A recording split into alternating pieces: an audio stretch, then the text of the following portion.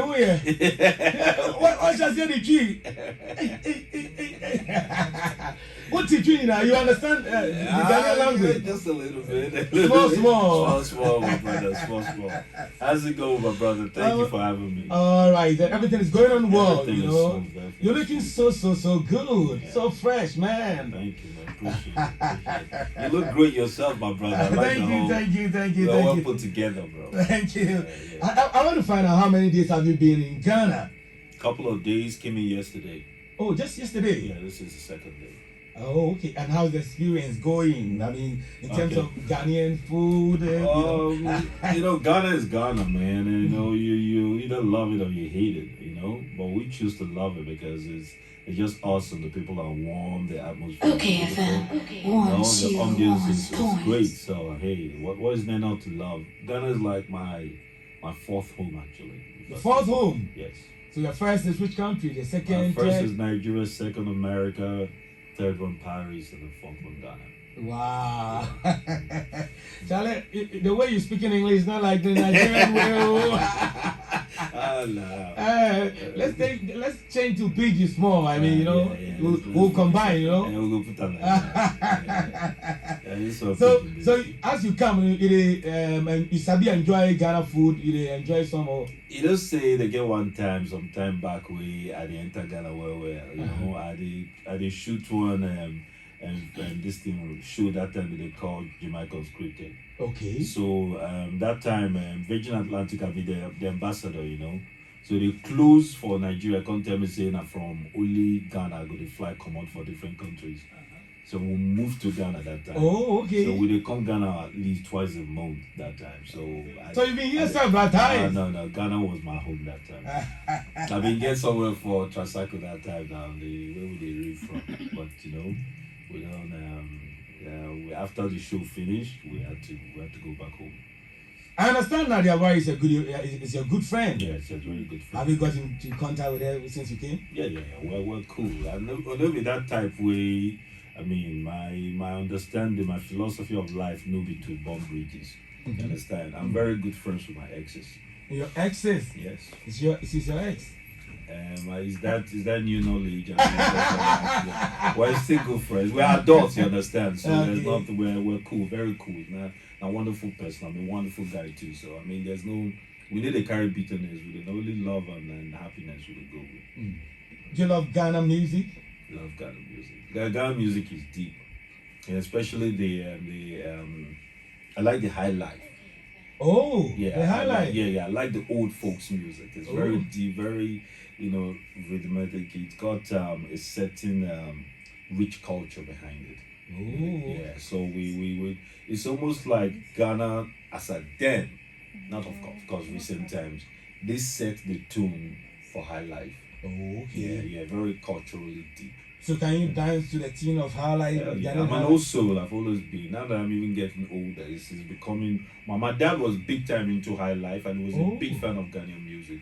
So I think the first music I really listened to was obviously my dad's car. That time, na CD that they use now. No, na even cassette. Cassette. Y'all don't know nothing about that. That's like a young generation. So that cassette they used that time. So my dad was big time. And one of my dad's business friends that time are Ghanaian, so they always bring a common income. See.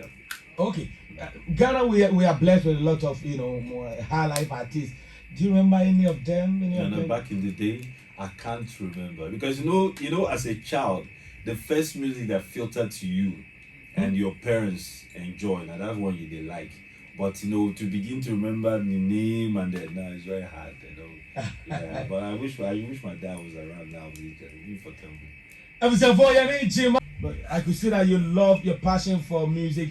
It's very, very good. It's positive. You ventured into music. Why did you stop? Because I think at some point in your life you probably think that you can do everything in the world. Now music is not one of them for me. But this is what it is. I like to try new things. I'm not afraid to fail. I'm not afraid to laugh at myself. I don't take myself that seriously sometimes. So I think the spice of life is being able to put yourself out sometimes, whether you're good at it or not. The whole point is to have fun. I did it to have fun. I was with some friends of mine, Two Face, San Sultan of blessed memory. He died just recently. He passed just recently, and a few other friends. And somebody say, you know what, Jim, you when we follow you to set, you hang with us as well. Let's make music. So we made music. So we had fun doing it. At the end of the day, I understood, okay, this was not my forte. So what I want to do now is we're setting up what you call a record label. Then I will get into the business of music, but not the creative part of music. Oh, so that is why you quit. Yes, so it's not fun. As an executive, as a businessman, I like music. As an artist, let me leave it for people that are more talented. Yeah. Okay. What about politics? Because you ventured into politics, Jim.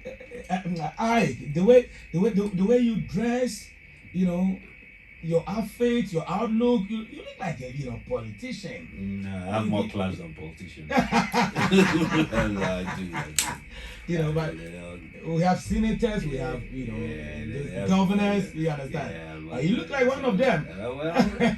In a sense, but the thing is that we wanted to define politics in my own sense. Okay. We're tired of this circle, the same random people, the same people coming in to tell us the same thing year in, year out, and just begin to look like there's no smart person that could represent us. When you talk about politics, before it was, forgive my word, bastardized, the truth of the matter is that your leadership should represent an image of the people. And of late, African leadership does not represent the true nature and the true essence of the people. We have some of the most talented, gifted, beautiful people in this continent. Look at our politicians and understand, do they represent what we stand for? So that's what I wanted to do. I felt it was time to venture into it, but it's murky waters. When you get in there, you have to be in there to understand how upside down that world is. They will make you compromise who you are. And after a while, I decided that for now, it's not a place for me, but I will redefine it again. But don't get me wrong, there's some good people, there's some good leaders out there, some true politicians that actually want to go in there to change people, to give people a better quality of life. So I think what we are doing now, what I'm doing now, is trying to affiliate with people that think alike like that are not interested in enriching themselves and their fifth generation. There are people that just really want to make a change. So I think the next dispensation, when it's announced, I'm still going to run for something from my country. Okay, I can't announce it now because it's a closed door meeting. Okay. Yes, but I'm still very much in the game. You going for presidency? I have to build my way up. Okay. Yeah, I feel I'm not ready for that yet. Okay. But there's so many other seats in leadership that is right and ripe for somebody of my age and standing and experience. So we're very strong. I have some strong people that are standing behind me to go. Okay, FM 101. There's always news about you.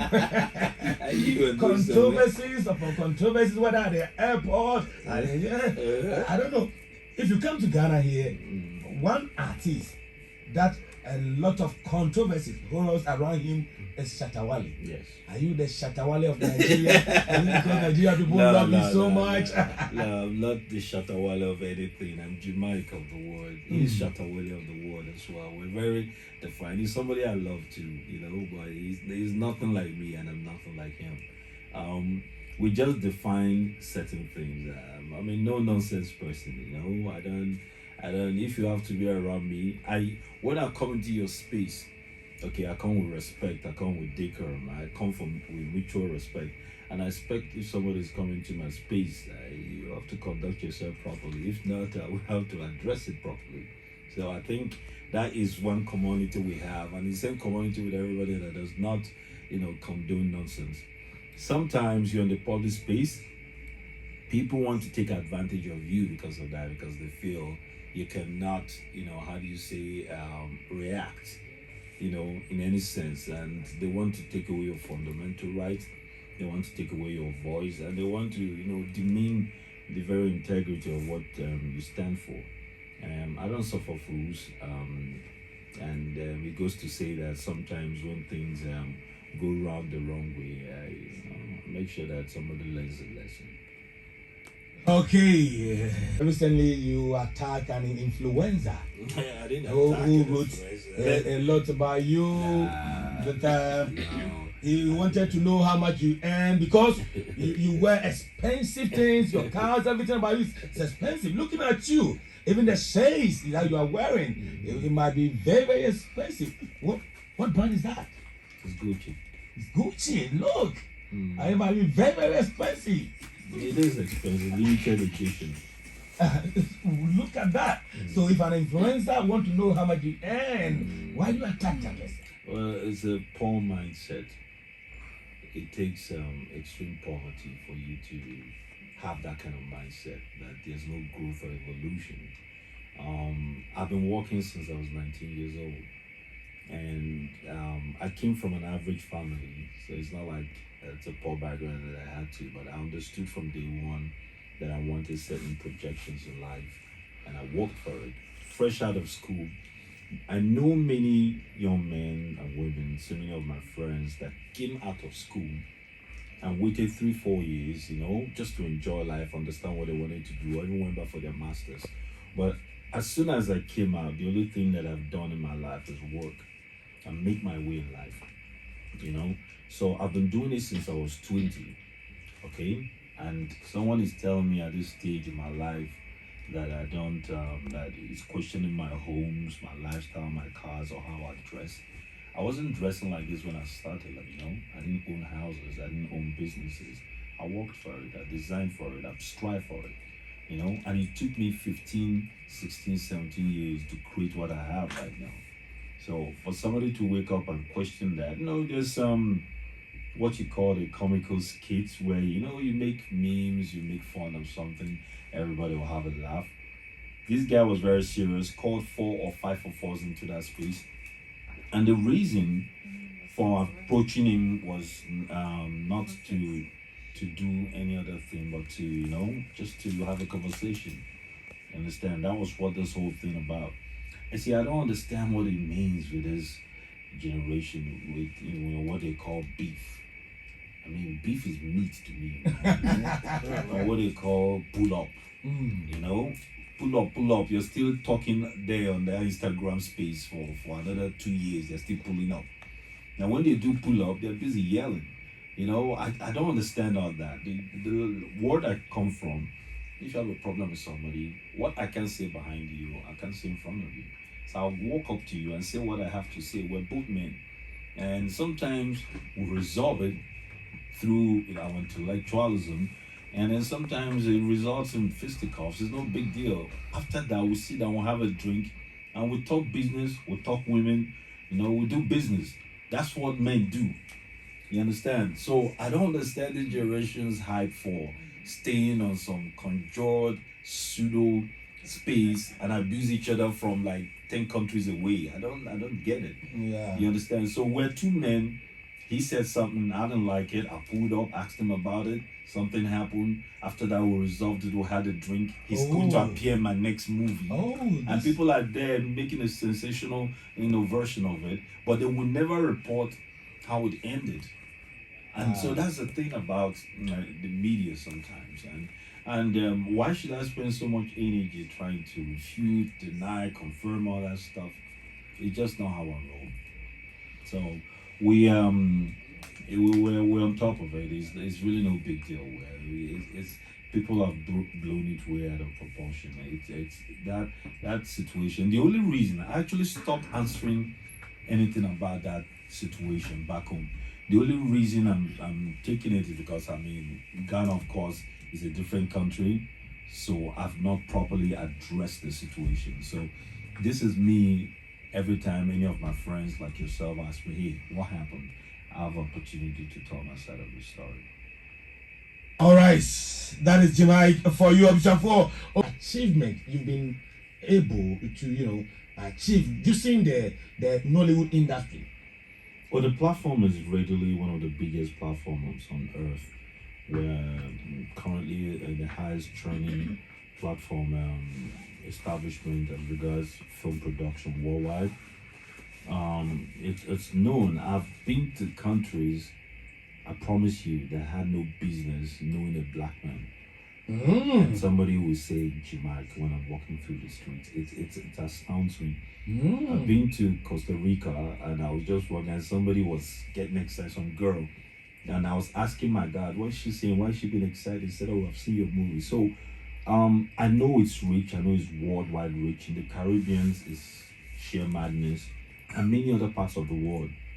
So this, in the beginning, what we were schooled to think was that fame is about money. It's about, acquiring, money, wealth, do I say comfort? But as we grew older, I came to understand why God chose me. And no, it's not about self-glorification. Believe me, it's about the responsibility that you've been entrusted with, what you're doing with it. You understand how you're lifting others with it, how you're impacting life with it, what kind of legacy you're going to leave when you're gone with it. So I think I'm on a different journey now of understanding, of discovering why I was chosen, to do this. So every day I hope, as I create my businesses, as I get on, I create films, I can touch life. I'll tell you, 3 days ago, I was reading the DM of my Instagram account. Okay. I was reading all that, and there was a message that came through. Somebody was telling me that she has been writing a lot of stuff on social media without knowing the impact of her words. Apparently, what you term as trolling. That she's been writing, sometimes she doesn't like somebody, she'll write stuff, she doesn't, she'll post stuff. And she did not understand it until she watched Bad Comment. Now, we created that film for just that purpose. It's not about hitting 200 million naira. It's not about, filling our bank account. It's about that if it's one person I can get to through my creation, then it's enough for me. Another young man is telling me, you know what? I was suicidal because of something somebody wrote me on social media, because of somebody said to me on Facebook. Until I watched Back Comment, and when I watched Back Comment, it made me stand up and understand that it's not about people's opinion, it's about what I think of myself at the end of the day. All these things were addressed. It's about your self-esteem, it's about the mental health factor. So how did this come to being? Because we created a content, we created a film that addresses people's needs, that addresses people's mental value, that addresses a very tragic situation in our social media space. Out of the blessing, I think I'm impacting as I go now. Okay, Jim, let me now come to why you are in Ghana. Your purpose of being in Ghana since yesterday. Well, I'm here because we've been doing something called the premiere of Bad Comment in various cities. Okay. We did Lagos successfully. It's one of the most successful premieres there. We repeated the same thing in Abuja. Abuja was sold out. We had about 120 people that couldn't get in. We did Benin successfully. We did Owerri. We just finished Port Harcourt, and then we also did Ibadan. So I just thought before we begin to go, we have London, Amsterdam, and Houston. Okay. I thought before we leave the country, it's only fair I come to a country that I love very much to experience what is currently the best film I've ever produced in my whole career. And so Ghana is a natural choice. And to God be praised. We are sisters, brothers and sisters in the service of Christ. Thank you. Amen. Amen. Bad Comment. You are Ghana.